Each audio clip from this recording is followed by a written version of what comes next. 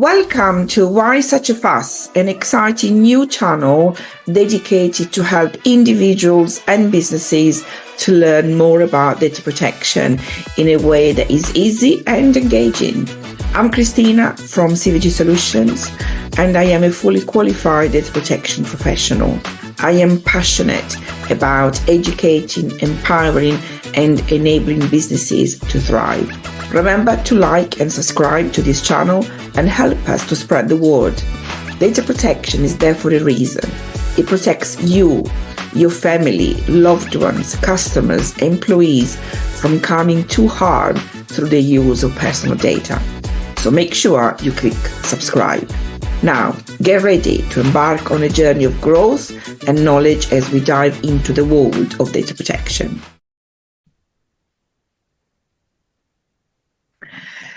Hello everyone, I have invited Cordell Robinson, who is the CEO of Brownstone Consulting Firm, which is a service-disabled owned small business specializing in cybersecurity, and they're based in the US.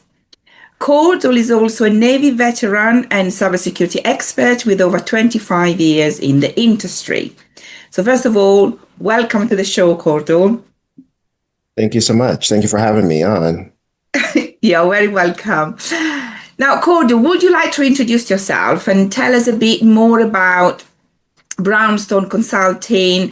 How did it come about? What was the motivation behind, putting the consulting in place? Sure.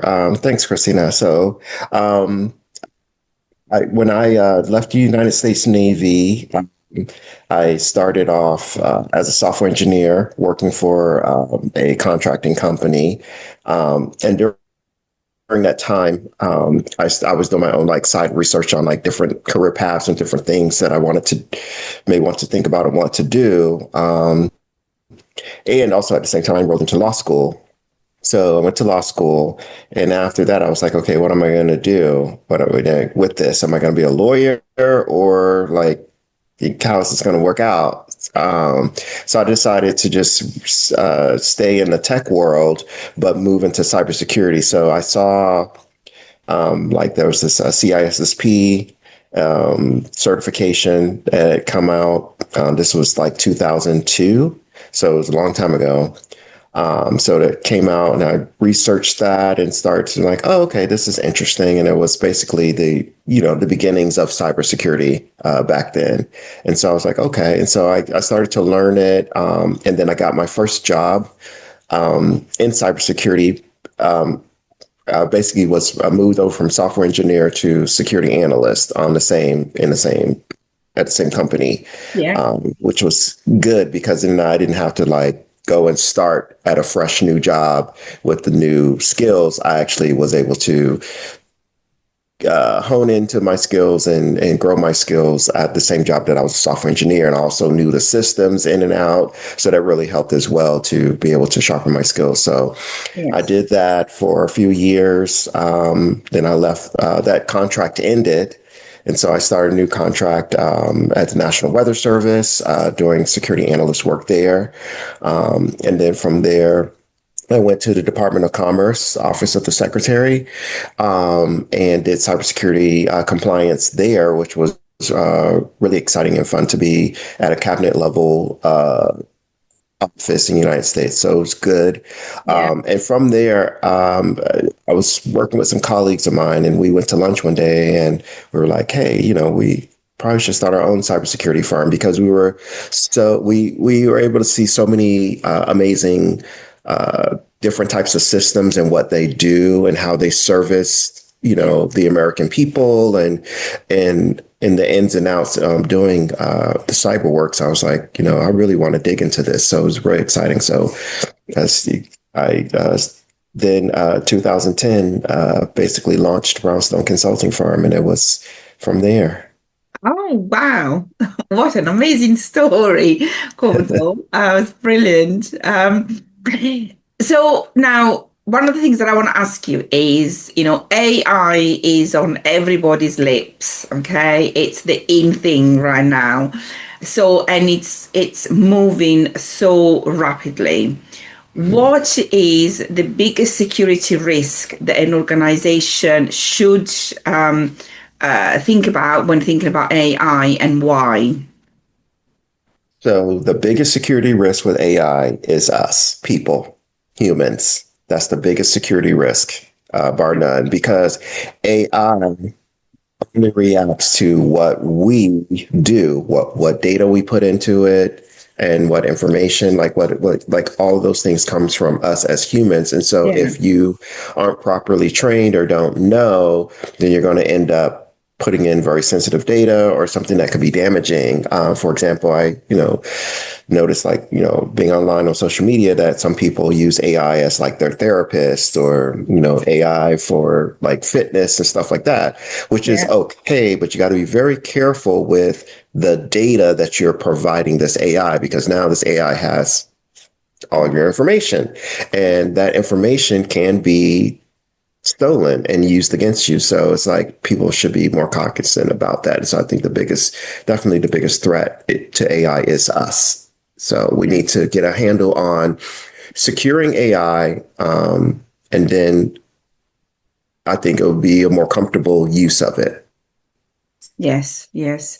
And interesting that, because there is a Danish legislation that it's in the process of being, launched, so to speak, or becoming, a real legislation, where it is all to do with trying to control data with AI. And so, as the EU has pushed out the AI Act, but now the Danish are now doing something different from a different angle, where basically they're saying that anything that it's about you as an individual, so your name, your hair color, your face, anything like that, is actually your own intellectual property. So if AI uses it, they are infringing copyright laws, not just personal data. So it's not quite out yet, as far as I know, but I think Mhm. it's a precedent. Is not no other countries, as far as I can tell, is looking into that. So I think that will be quite an interesting, uh, you know, uh, events. How it's going to pan out. So, but coming back to, your cybersecurity, because obviously that it's your strength. That's what, Brownstone Mhm. is all about. So why would you say that cybersecurity is important for an organization? What does it bring you? So cybersecurity is really important for an organization, because what it does, it brings you a peace of mind knowing that your data is secure. And for organizations and for people, because a data leak can cause financial harm, it can cause other different types of harm. I mean, it really can be devastating if certain data got into the wrong hands. So it's very important that cybersecurity is Mm. thought about and implemented within all technology, and not just technology, because cybersecurity is about people, processes, and technology. So cybersecurity it's the umbrella Yes. of security. And so security should be about, people protecting themselves and their data. The processes are properly in place on how you're going to move this data around. And then the technologies, what technologies are you using and choosing to use? Are they secure? Are you using secure configurations? Do they have secure configurations? Yeah. What does the development stack look like? So those different things are all like really important. Yes, yeah, okay. So that's really interesting, because, what you say, that is not just about technology, it's also about people. And Hmm. I couldn't agree with you more. The amount of times that I've come across, organization where they only focus on the technical security, and they Hmm. forget everything else, obviously, with, about the GDPR in particular. Hmm. And whenever I do a training, I say, security is absolutely important, okay? But it's Hmm. just one article out of 68. So the GDPR, as a regulation, is so much wider than security. And we see that, in quite a few recent cases, Serco, I don't know if you know them, but they're a large corporation here in the UK, primarily working with the public sector, the government, and the Departments of Social Protection in Ireland. They all received enforcement notices from the regulator, not because of security issues. In fact, the regulator did not find any evidence of inadequate security measures, but they failed to comply with the legal and procedural requirements of the GDPR. So going back to what you were saying, is also about your processes, your policy, and your people. So all of that needs to be incorporated. It's not just about having a backup and password. That needs to be part of everything else. All together is what should be part of your security. Exactly. Yes. And there are many other, instances, where you see these happening. For example, there's been 2 charities recently that have been fined. One was £7,000. The other one was 18,000 from the top of my head. One because they sent an email, and to many people that contained personal data, but rather than put the email addresses into the BCC field, they put them in the CCC field, so everybody could see that. And the other one for destroying records. So there's no element of security that you can put in place, because these are human errors, which is go back to what you were saying earlier about the biggest risk. It's human, it's us. And that's where training is so vital to reduce that human error risk, really. What are your take on that? Totally agree. And training is a huge aspect of it. And that's why, like in my company, we provide lots of different types of cybersecurity and awareness training because, people, and it's not just training people on cybersecurity itself, but training people on critically thinking about cybersecurity. You have to have some critical thinking when you're facing different issues, different vulnerabilities, different threats. You got to critically think, okay, how do I resolve this? What do I need to do to solve this or resolve this? If you have, something happen with your data center, there's a whole process in place that should be in place to how you're going to respond and react to it and then fix it and bring things back, everything back to normal operations. And that takes, some work, some critical thinking, ingenuity and things like that. So it's very important that, people, they get the proper, training. Yes, absolutely. Absolutely. Is bugging me now because I can't remember what the other fine is. I need to go and look. I can't remember. I remember who it was. It's BirthLink is a charity that deals with adoption or people that have been adopted and trying to re-put them together with their family. And it's a recent fine. I can't remember the number. So now I've got to go and look at it up because 18,000. I was right. Hoo-hoo. I remember right. So what I'm trying to say is that charities are not they're also a risk of fine, but it's more important the reputational damage. So they're not immune, shall we say, to the law and to security. Now, the one thing that I'm curious on, Cordell, so in the UK we have the, let's see if I get it right, NCSC, which stands for National Cybersecurity Centre.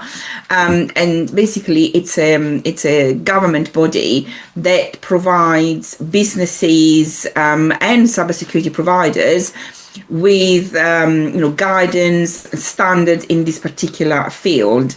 Now, I know that there is one as well in the US, But do you know if their guidance, if there is any difference in their guidance or approach to cybersecurity, or is it the same across everywhere? Basically the same across everywhere. So the NCSC is the same as the NIST, Right. Okay. NIST in the Yes, United me. States. Yes. So they're Yeah. basically, siblings when it comes to that. Yeah. I think the difference is probably the way that things are implemented or rolled out because it is different. It is a different culture, different countries, different environments, and different way of how things are done. But the baseline of it is all the requirements are basically they translate the same. Okay. Yes. Yeah. Yeah. And I'm curious, without naming names, are you able to share with us some real cases of cybersecurity attacks that you have experienced with your clients, and how has your business helped them and support, those impacted organizations? Sure. So there was a breach at one of my client sites some years ago. Hmm. Um, and we used to always say, you don't want a Washington Post moment, meaning that you don't want media, the media to find out that your system has been compromised. Yeah. And so at this organization, we did have a breach there. It was a breach from a foreign adversary. All right. Um, Okay. and so my company, we came in, we did penetration tests, Yeah. and we did some interviews and we looked at their policies and procedures to see, where their security posture was. And we found that it was the training of personnel. Someone basically did something that they shouldn't have not have done, but it wasn't because it was malicious. It was because they just did not know any better, right? And Yeah. so they needed the proper training before actually doing that role. And because they didn't have that training, it caused that breach. We were able to mitigate it and fix it and move on. But it was about a couple of weeks of us working around the clock to one, find out where this breach had come from, and then how much data and what data did they get, and then then we of course had to shut it down and close everything off to make sure that it didn't continue on. So it was everyone was quite, it's very stressed out and Of course. it's Yeah. like really crazy. Yeah, everyone's like, it's like insane. Yeah. Um, but I always stay calm. I'm like, it's happened. So okay, what is the solution? How do we Mhm. solve this? Let's solve it. And then let's look at lessons learned and measures to put in place so that we can prevent it from happening again. And let's, try to have a mindset of being proactive instead of reactive, because if we continue to react to things happening, we're Yes. just chasing the next fire. Let's be Yeah. proactive and put these things in place so then we can focus on operations and not be reacting to every single cyber fire. Yes, it's interesting what you said. I'm just going to go off topic a little bit because you Mhm. said, everybody was panicking, and you were calm. And I wondered whether your military training has actually helps you with this kind of situation where everybody's panicking. But your military training is going to helping you to stay grounded. Yeah.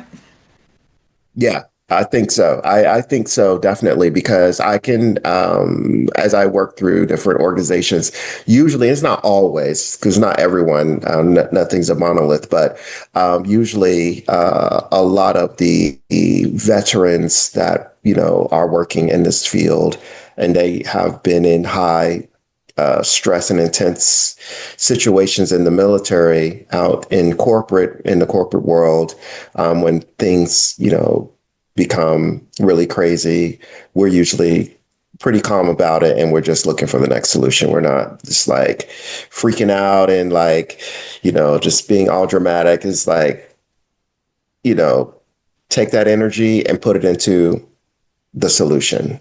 Yes, yes. Is there anything else that you would like to share with the audience that you think it's important that they are aware of? So I think I would just say to the audience, cybersecurity is everybody's responsibility. Mm. Because cybersecurity affects not just your life professionally, but it affects your life personally.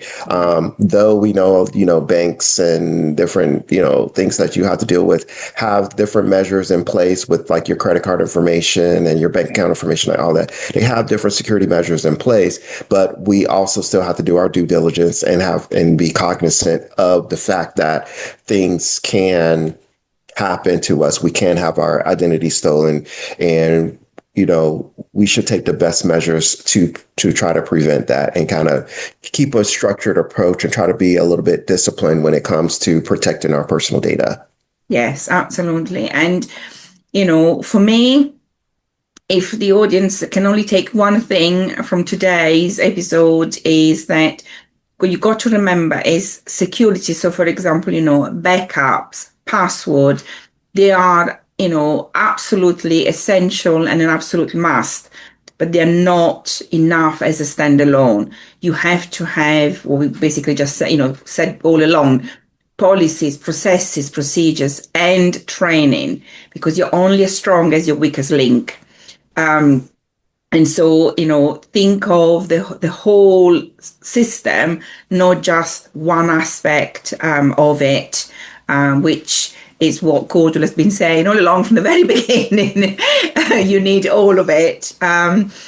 So, Cordell, thank you ever so much for joining us today. I really appreciate you taking the time to be here. And I forgot to mention, you are the first guest that is from abroad, all the way from across the pond. Would you like to share your contact details on how our audience can get in touch with you should they wish to do so? Sure. So they can get in touch with me via my LinkedIn, which is just Cordell Robinson. Also, go to my company's website. It's Brownstone Consulting Firm, and the website is www.b as in Bravo, C as in Charlie, F as in Foxtrot -us.com. Fantastic. And we do work around the globe. Oh, wow. There you go. Fantastic. And if any of you would like to get in touch with me, I can be found on LinkedIn, Facebook, and Instagram. Just search for CVG Solutions, or alternatively, email me at info@cvgsolutions.co.uk. Thank you for watching. See you next time. Let me stop.